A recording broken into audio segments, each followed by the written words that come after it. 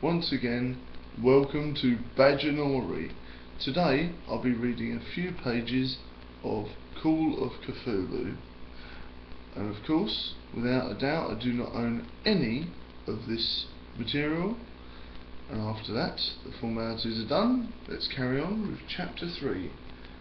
I'll be reading a few pages, so sit down with your delicious tea and biscuits and carry on. If heaven ever wished to grant me a boon, it will be a total effacing of the results of a mere chance, which fixed my eye on a certain stray piece of shelf paper. It was nothing on which I would naturally have stumbled in the course of my daily round, for it was an old number of Australian journal, Sydney Bulletin, for April the 18th, 1925. It had escaped even the cutting bureau, which had at the time of its insurance been avidly collected material from my uncle's research. I have largely given over my inquiries into what Professor Angle called the Cthulhu cult, and was visited a learned friend of Paterson, New Jersey, the creator of a local museum and mineralogist of note.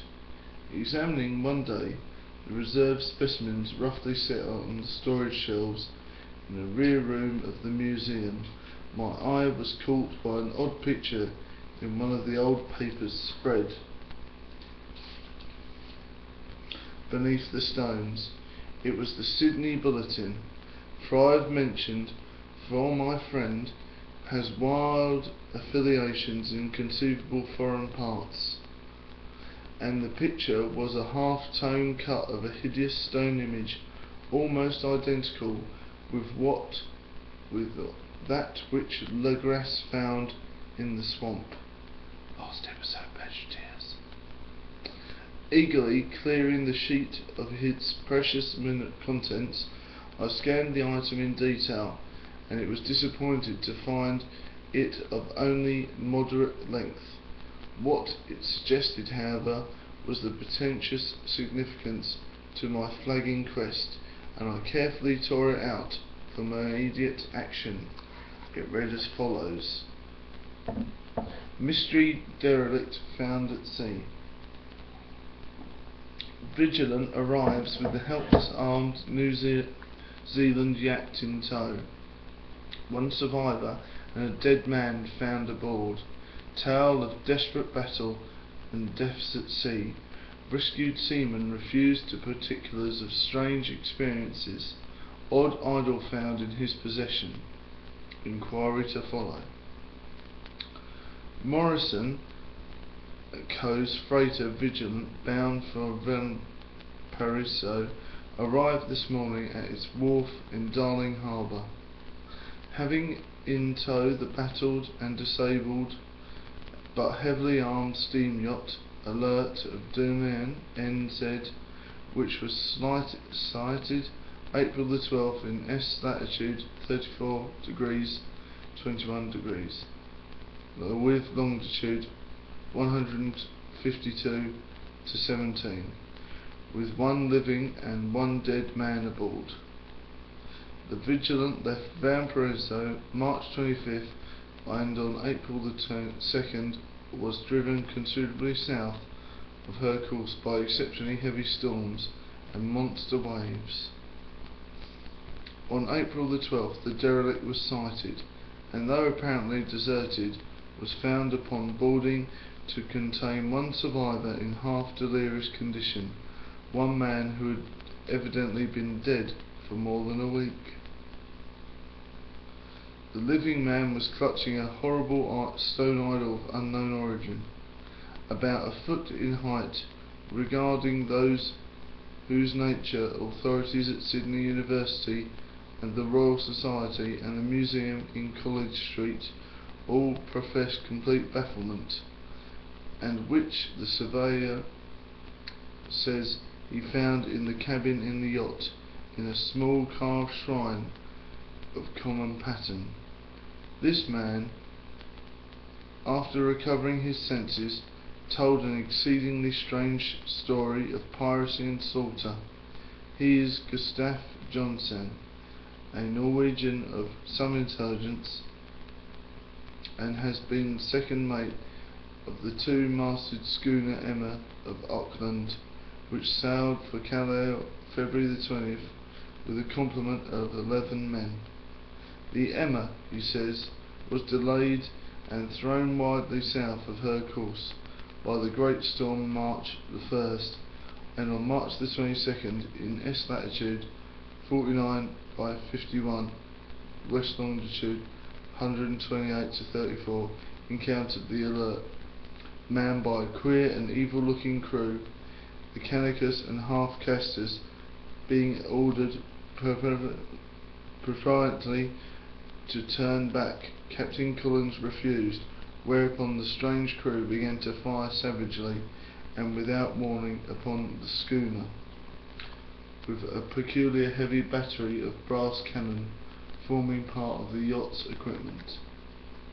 The Emma's men showed fight, says the survivor, and though the schooner began to sink from the shots beneath the waterline, they managed to heave alongside their enemy and board her, grappling with the savage crew on the yacht's deck, and being forced to kill them all, their number being slightly superior because of their particular adroit and disparate through rather clumsy mode of fighting.